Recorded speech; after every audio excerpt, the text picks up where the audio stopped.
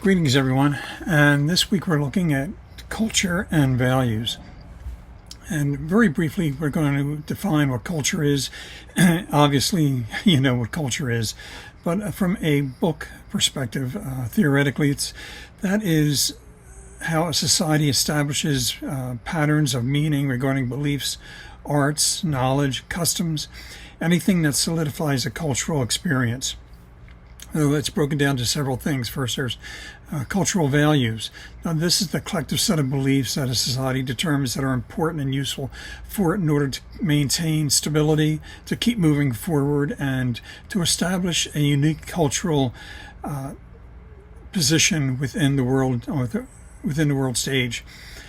So apart from the cultural values, we have several other things to look at. There's also cultural categories. This is the organization of culture according to distinct characteristics such as time, location, and the type of individuals that make up that culture.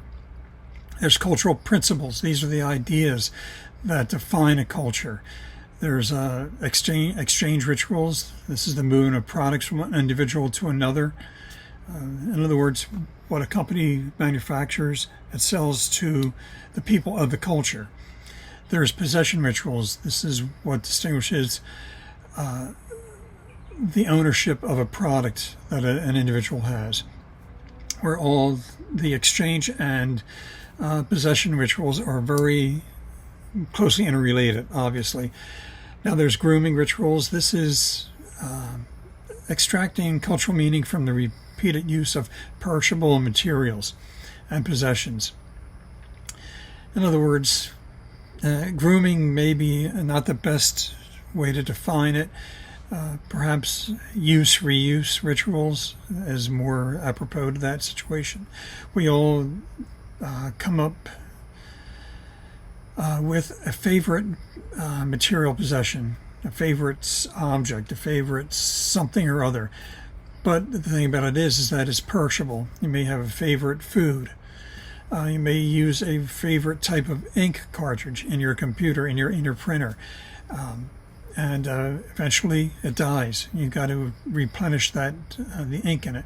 Things of that nature. Yeah, I'm sure you get my meaning on this. They're perishable, and you keep purchasing the same product over and over again. That is what the book calls a grooming ritual. Then there's divestment rituals. This involves erasing the former meaning of a possession to reassociate it with a new owner. A good example, perhaps, would be when you purchase a used car. The owner may have done something within the vehicle to change it around in some way. They put on new seat covers. They did something. They put in a new radio. Anything that was done to the possession that you are now taking, you have purchased, and you want to make it your own. So you are divesting that possession of a former owner's influence on it, and you're putting your own sort of stamp of approval on the product. You're making it your own product. Now let's look at enculturation and acculturation. Okay, enculturation. This is the process by which an individual learns the characteristics of their own culture, and they acquire the value and worldview of that culture. It starts when you're a very young child. You begin to be able to understand how the culture you're being raised in operates. You assimilate those values, the standards by which that culture moves and assesses things. Then there's acculturation. This is the process by which an individual learns and adopts the value system of another culture separate from their original culture. A good example of this is you leave the United States and perhaps you go to Canada. There's a cultural mindset to Canada. Perhaps you go to Europe. You go to England and say you move to London. Now you're going to be expected to abide by the cultural rules and expectancies of the London culture, the British culture, which can be quite a bit different from our American culture. Now, there's cultural brands. These are the products and services that are associated with a specific culture. This is the unique qualities that define a brand as it is associated with that particular culture. A good example of that may be in connection with acculturation. A cultural brand of food. If you have one way of cooking or purchasing products and cooking a food product in America, you go over to England or Ireland or some another country and you try to make the same product, the same food product over there, and you find that things are done differently over there. The culture defines what ingredients are to be included in a recipe, for example. This is all cultural branding. Okay, now let's look at language.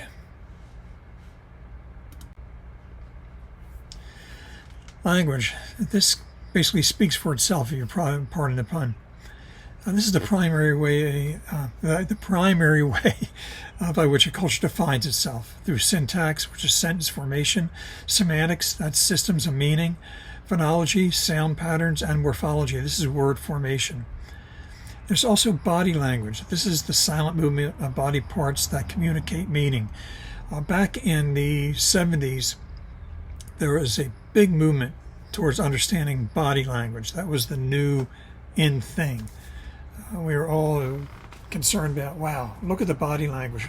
When a person, sits a certain way or looks at you in a certain way, crosses their arms in a certain way. All of that was supposed to mean something. Psychologically, there was an undercurrent of meaning within that particular movement. Is it true or not? Yeah, in some ways it is. But I think that psychology has played a little bit too much into simple body movements. The psychology of body movements has really taken a back seat to other psychological mechanisms of communication, but it's still there. It's still something that you should consider especially if you go into sales. You go into that the aspect of selling products, and you're in front of somebody that is not sure if they want to purchase a product, or you're trying to entice them into buying a product. Well, mirroring their behavior is often a good way to establish rapport. Language, if they're speaking quickly, if you speak quickly, that seems to have a tie-in. If they like to look directly at you, having that return eye-to-eye contact helps. Or if their body language, arms on the chest, seems to say, you're really going to have to convince me. Well, that gives you a clue in that, you may have your work cut out for you to get past that barrier that the individual has put up. Things of that nature. Okay, symbols. We are surrounded by symbols. Every day you see some type of symbology. These are the things that convey meaning through representation. It's an object or an image that represents something, an idea or a concept. For example, Apple computers. They have an apple with a bite taken out of it. I imagine that's supposed to signify a thing of Adam and Eve in some way. But as soon as you see that symbol, you associate it with, Apple Macintosh computers. I know what that symbol means. Again, it's a part of our language and our culture. It doesn't take a great deal of work to look around and see all sorts of symbols that mean something, that indicate something. Could be important to you, could be meaningless, but every company usually has some sort of symbology associated with its products. Now let's look at norms. Okay, these norms define appropriate responses to specific situations. They're rules of behavior. Your book calls them rules of behavior. I'll agree with that, and to a certain extent. And there's 4 that I'm going to take a look at. There's enacted. Now, these are norms that are formally prescribed behaviors. A lot of enacted norms are under case law, or it comes under the legal heading of societal behavior, what culture defines as prescribed. Then there's crescive. These are learned only through interacting with members of the culture, such as clothing choice, ways of greeting and departure, social etiquette, how to act in certain situations, whether to wear a black tie to a certain sit-down dinner, or if it's perfectly fine to wear a t-shirt and shorts to an informal gathering. Then there's customs. These are generation-based behaviors that can be informal or informal in nature. These are the behaviors that may have a long history of being standardized in the culture. Are they static, cemented in, there's no changing? No, of course not. Customs change with the times. However, there are some customs that will stand the test of time, and as an individual grows in the culture, as they age in the culture, they will be able to define what those customs are and how far they can push a change in a custom before a significant pushback will take place. Okay, mores. I know it's spelled mores, and there should be a little symbol over the E. It's not mores, it's mores, cultural mores. Now, these are customs with strong moral implications, such as causing harm, cheating, drug abuse, lying, plagiarism. All the negatives of society come under mores.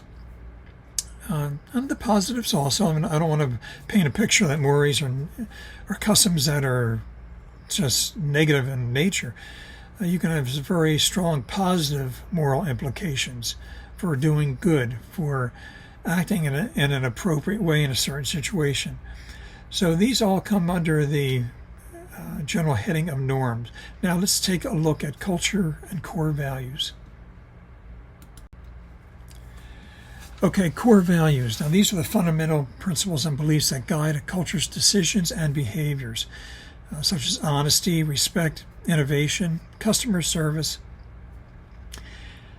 anything that defines our value system, the very fundamental nature of our values. That's core values, and there's 5 dimensions to them that your book mentions. There's power distance. This is the extent to which less powerful members of a society tolerate the significant gaps in the power structure of culture. Like it or not, our country is based on certain levels of societal gaps. We have the upper level, the middle level, and the lower level echelons of society. And each one of these levels is also further defined by 3 levels. In the upper level, you have upper middle, and lower upper. In the middle echelon, you have upper middle, and lower middle, and so forth. So where an individual falls within this structure, a lot depends on their family situation. It has to do with their ability to move past a certain cultural divide that they're within. A lot of things take that into consideration. How do we move through the echelons of society? And the power distance, this is the psychological feeling that I'm not willing to accept my role in society. I want more, and I'm willing to do everything I can to fight that gap, to close that gap, and to move into, say, the upper middle echelon of society. I'm going to fight to keep going into the upper echelons, the very highest echelons of society. That power distance is what defines that, or willingness to put forth all of the necessary energy to move through our society's levels of echelons. Individualism. This is the degree to which a culture is separated into subgroups. We all see subgroups. We have say, for instance, even in college, in school. There are subgroups there. They have the real Poindexter students that they get A's no matter what. They are grade grubbers. And I don't mean that in a bad way. It's always good to go after a good grade. But there are individuals that in a certain group that if they don't get an A, they feel like the whole world is collapsing on them. Then there's the group that feels, okay, well, I didn't get an A here, but I got a B minus. Hey, I'm okay with that. I'm happy with it. I learned what I needed to learn, and it's going to get me where I want to go. And then there's the others that simply feel that, well, I'm okay with a C. And I didn't get to study for that test last night, but boy, that frat party was great. So, as you can see, that there are subgroups no matter where you go. Here's a dimension that I'm not sure I agree with how it's termed, but it's called masculinity. This is the degree to which men are expected to exhibit male traits and women are expected to exhibit female traits. Perhaps a better term for that would be gender dimension. See, masculinity, I'm not sure I agree with that. But anyway, you get the point. Male roles are fairly strictly defined, and so are female roles. Now, if you go into secular society and try to put forth that sort of belief, 10 to 1, you're going to get hit back with an awful lot of negativity. Nowadays, not only has gender been so ill-defined that it makes my eyes go crossed when I listen or when I see the nonsense that's out there with how gender has been defined. I don't know what they're saying now. Now that there's like 72 different genders. I don't. Well, that's for another discussion for another day. But really, there's female traits and there are male traits that are basically decided as one of the 5 core values of society. Then there's uncertainty avoidance. This is the extent to which a culture is comfortable with ambiguity or unstructured situations. Like us, each of us as an individual, ambiguity is an uncomfortable situation. Speaking for myself, I like structure. I do everything I can to make ambiguity a situation where I'm not a part of. And that goes with society too. So on the uncertainty of our situations and our values, core values, that's something that we as a society fight against. Now there's long-term orientation. This defines a culture and it's searching for virtue and truth. This has been going on since I think Adam and Eve first left the garden. Virtue and truth, the philosophers have been searching for this. Theologians, not so much as a search as it is trying to better define the values of Christ within the secular world. But however you want to define it, the search for virtue and truth is something that is a very worthwhile and commendable endeavor for society, and something we really should never ever stop trying to attain. Now let's take a look at means and chains. Means and chains in consumerism, MEC for short. This represents the levels of a consumer's product knowledge. It's divided into 3 categories. Attributes. This is the basic characteristics of a product that can either be tangible, which is easily measured, or intangible. There's more abstract in nature. What is it about that product that you like? What certain attributes? Is it its color? Is it its size? Is it its weight? Is it what it can do and what it can't do? These are all little attributes that play into a consumer's evaluation of a product. Then there's benefits. There's the consumer's perception about the attributes of a product. They can be either functional, which is the tangible outcomes of using a product, or psychosocial. This is the social and psychological consequences of using a product. And finally, values. This is how a product helps define and assist in a consumer's achieving a life goal. So all of these three categories, they all interplay with each other to formulate that means and chain as to why a consumer will purchase a product, and not only purchase a product but continually use it as time goes on. Okay, that about does it for this week. This was, as I said, just a very brief overview of the chapter.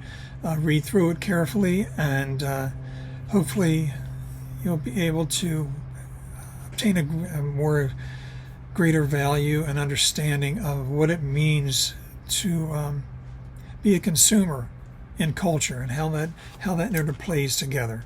Okay. Now, as always, if you have any questions or concerns, contact me. I'm here for you, and just keep moving forward. Okay. And until our next meeting, have a great week. God bless. Bye-bye.